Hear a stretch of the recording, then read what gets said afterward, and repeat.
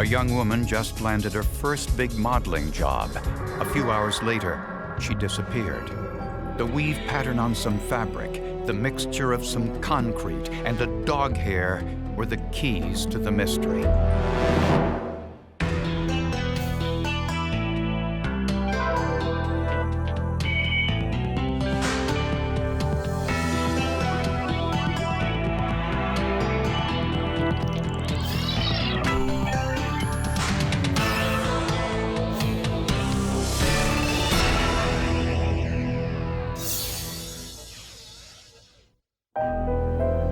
It was a Friday night in central Illinois, around 10 p.m. A motorist saw an abandoned car along the side of the road. The driver's side door was open, the lights were still on, the engine was running, but there was no one inside. A purse was inside the car. The inside of the vehicle was a little bit disheveled. It appeared to be a little bit suspicious. There was no identification in the purse. The car's license plate number was registered to David Swan, a 34-year-old employee of the local newspaper.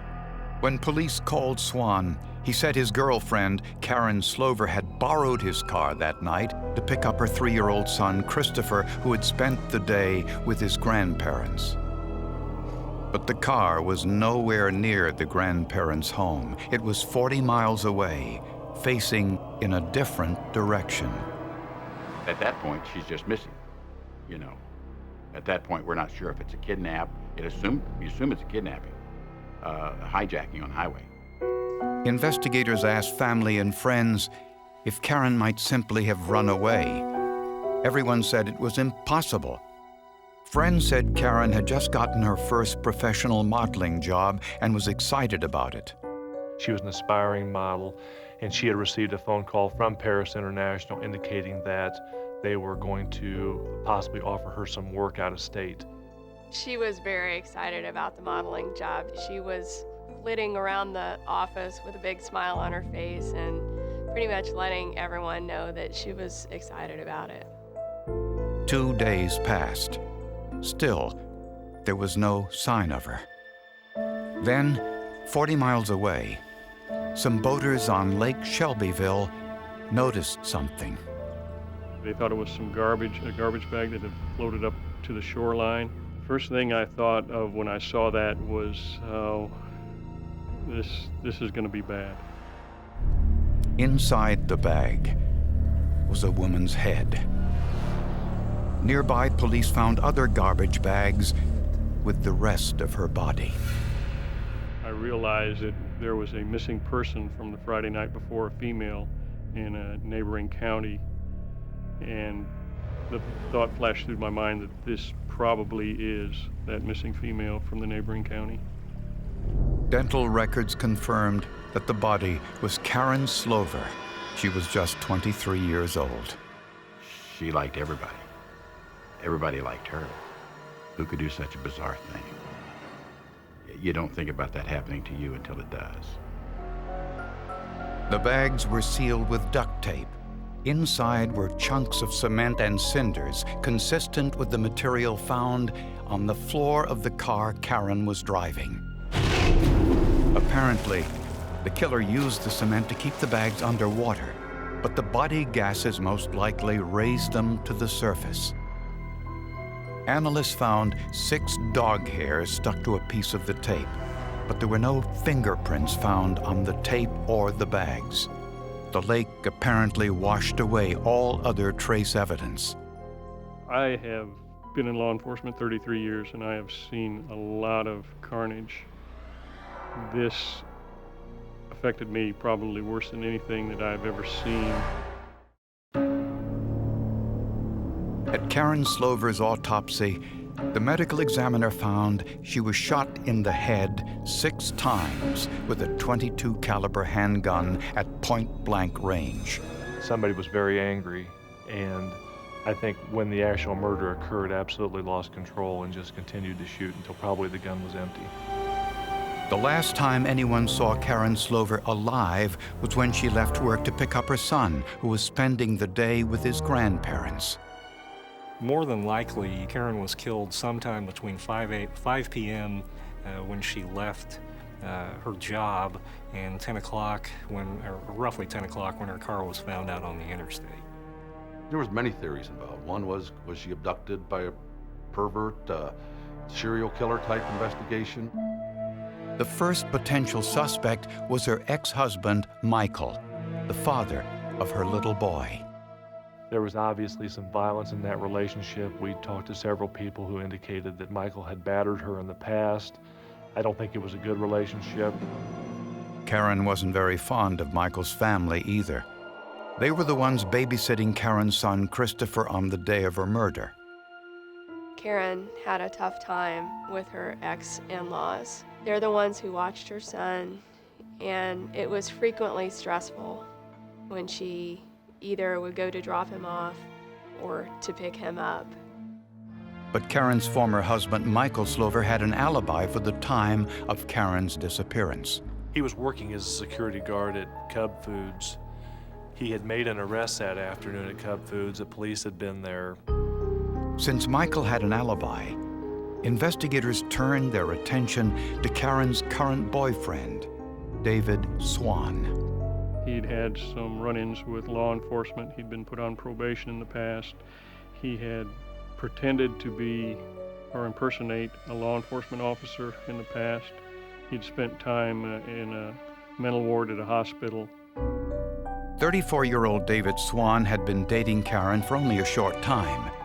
A background check revealed a disturbing incident. He had been involved in killing a deer and then had put the deer over a swimming pool and had used a chainsaw or like instrument to clean the deer.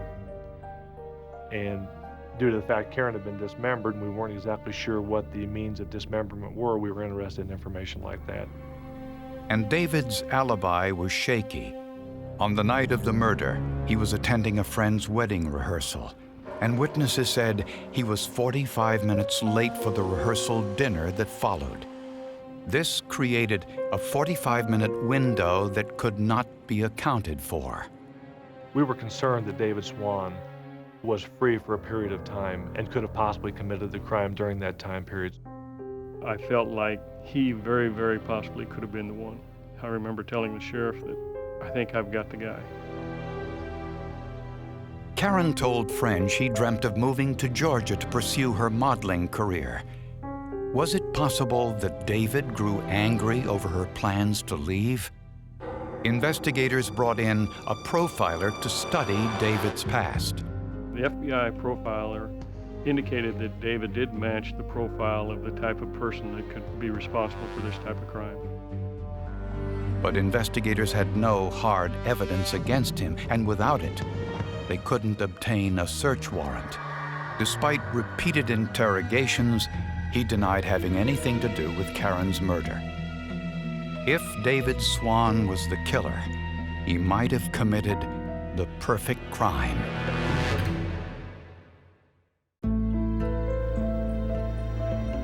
Police were convinced David Swan was involved in Karen Slover's murder. He had an alibi for the night of her murder, except for a 45-minute period he said he was running some errands. But no one could corroborate that. After 6 months, police decided to interrogate David one last time, hoping he'd incriminate himself. We all held hands and prayed that, Lord, if this is your will, that if David Swan is in fact the one involved, let us get a confession. If he's not involved, give us a sign we can go elsewhere. In this last interrogation, police continued to ask where he was on the night of the murder during the time he couldn't account for. The pressure paid off, but not the way police expected. We had him in there over 4 hours, and right at the very end, we pushed and pushed and pushed him, and right at the very end, he tells us about this ATM thing. David said that the reason he was late to the rehearsal dinner was that he went to the bank. Investigators went to that bank and checked the ATM surveillance video. It showed David Swan just as he said it would. We were able to verify through the ATM tapes, David Swan did not have a window of opportunity to commit this crime. With David Swan cleared, there were no other suspects. Investigators feared that Karen Slover's murder might never be solved. I took it personally. I spent a lot of sleepless nights thinking about this case, wondering what I was missing, what we weren't doing, what we needed to do to actually come up with a killer in this case. As a last resort, police looked one more time at the crime scene. It was clear there had to be another car at the scene. There had to be more than one person involved with this. You couldn't leave a vehicle along the interstate and walk back to wherever you left from. Someone had to drive there and pick you up and take you back. So who would have had the motive and the opportunity to commit this crime? Karen's ex-husband Michael had an alibi for the night of the murder, but his parents did not. They were the ones watching Karen's son Christopher on the day of the murder. Michael Slover Sr., he works at a power plant up in the Decatur area. And once he clocked out, he has no alibi after that time.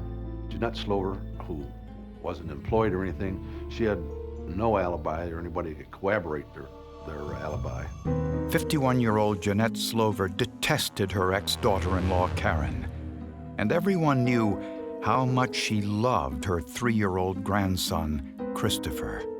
I think the relationship between Jeanette and the boy was not normal, that Jeanette treated the boy as her own and actually believed it was her own son. In fact, she told friends that after Christopher was born, she began breastfeeding him. Investigators checked telephone records and discovered that Michael Jr. called his parents 12 times on the weekend of the murder. Also suspicious, the Slovers owned a used car lot just 1 mile from their house. The lot, patrolled by 2 junkyard dogs, was always dirty and in disrepair. Just after Karen disappeared, neighbors said the lot got a makeover. Michael Jr. and Michael Sr. were seen by the neighbors out at Miracle Motors out cleaning up the lot, cutting brush, cutting weeds, burning items, and the neighbors told us that this place was a junk heap. They'd never been out there to clean it up. Was it possible they were trying to remove something connected to Karen's murder? To find out, investigators contacted Richard Monroe, a well-known forensic geologist. Concrete and cinders were found with Karen's body. Could he tell if they came from the Slovers' car lot? Both samples were placed in a scanning electron microscope and hit with high-energy radiation. In a vacuum in the SEM, the darkness that's in the little chamber, there is no light source. The only light that puts in is the X-rays. This enables the images of the samples to be magnified up to 5,000 times their actual size. Visually, the samples looked similar. Monroe then ground the samples into a powder and bombarded it with X-rays to identify the chemical makeup of the samples. Monroe concluded that the material found in the bag with Karen's body and the material from the car lot were similar enough to raise suspicions. It wasn't a direct physical match where it was exactly from a certain piece, but all the elements fit together to say you have a high level of consistency. But investigators needed more than that, and to get it, they turned to an unlikely source, the United States Army. More than 2 years after Karen Slover's murder, investigators now suspected that her ex-in-laws were involved. The motive? Karen's former mother-in-law, Jeanette, wanted sole custody of her 3-year-old grandson. I think Jeanette Slover is filled with rage. I think that the relationship between Jeanette and Karen was not good. I think that Jeanette felt like the boy was her own, that Karen was a threat to take the boy from her, and she had to eliminate the threat. Investigators found no forensic evidence inside the Slovers' house, but concrete from their used car lot was consistent with concrete found in the garbage bags with Karen's body. Investigators wanted more proof and went to unusual lengths to get it. They called in the Army to help them remove all the topsoil from the Slovers' 5,000 square foot car lot. During a late winter snowstorm, 60 5-gallon buckets were filled with material. For 6 painstaking months, teams of investigators sifted through the debris. Finally, they found a potential clue, a button that read, "Authentic Paris Sports Club." The jeans Karen was found in had the exact same buttons. I get goosebumps thinking about it right now. I'm not kidding you. I've got goosebumps. It was so exciting because we had worked so long and so hard on this and really had not come up with anything. That was the first piece of evidence we felt like we had that was going to lead us to the direction of the killers. Further sifting revealed some rivets, which were also consistent with Karen's jeans. Then, investigators found a different type of button. It was cloth-covered plastic, the type used on shirts and blouses. I called the investigator and I asked, "Where's the white sleeve that was on Karen's body?" He goes, "What sleeve?" And I said, "I can see here in the crime scene photos that there's a cloth-covered button on that sleeve. I want that sleeve." Scientists took a fiber from the button on Karen's blouse and placed it under a comparison microscope. Both buttons were composed of a cotton polyester mix. The next thing was to identify the weave patterns on both buttons. In this case, we had a simple 1x1 weave pattern, and that was consistent both with the button that was found at Miracle Motors and the button that came from the sleeve of Karen Slover. Both buttons were the same size, made of the same material, covered with the same fabric, with an identical weave pattern. Finally, the Slovers had 2 dogs, and scientists wondered if the hair on the duct tape came from one of them. The analysis of animal DNA for forensic applications is unusual in that there are probably only 3 or 4 labs in the country that do it. Only one of the 6 dog hairs from the duct tape provided enough DNA for an analysis. We concluded that there was a DNA match between the hair on the duct tape and the reference dog, and that therefore the chances were very high that the hairs came from the same dog. Jeanette and Michael Slover Sr. and their son, Michael Jr., were all charged with first-degree murder. Michael Jr. was charged because he aided his parents in the planning and commission of the crime. The motive: the Slovers were afraid Karen would move out of state, depriving them of time with Christopher. Based on the forensic evidence, prosecutors believe Karen went to the Slovers' car lot to pick up her son.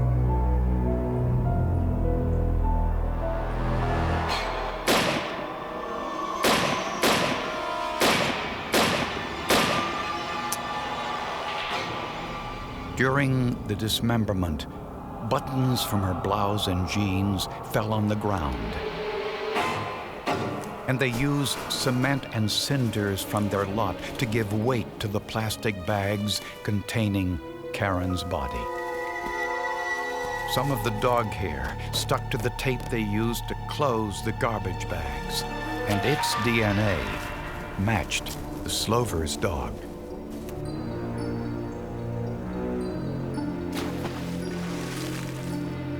They dumped Karen's body into Lake Shelbyville and abandoned her car along a deserted highway.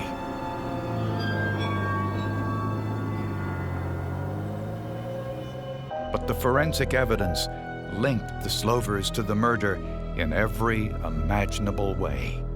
Obviously, this was a highly circumstantial case, but the forensic evidence we had was pretty clear-cut. Although Michael Jr. was working at the time of the murder, he called his parents 12 times that weekend and helped clean up the crime scene afterwards.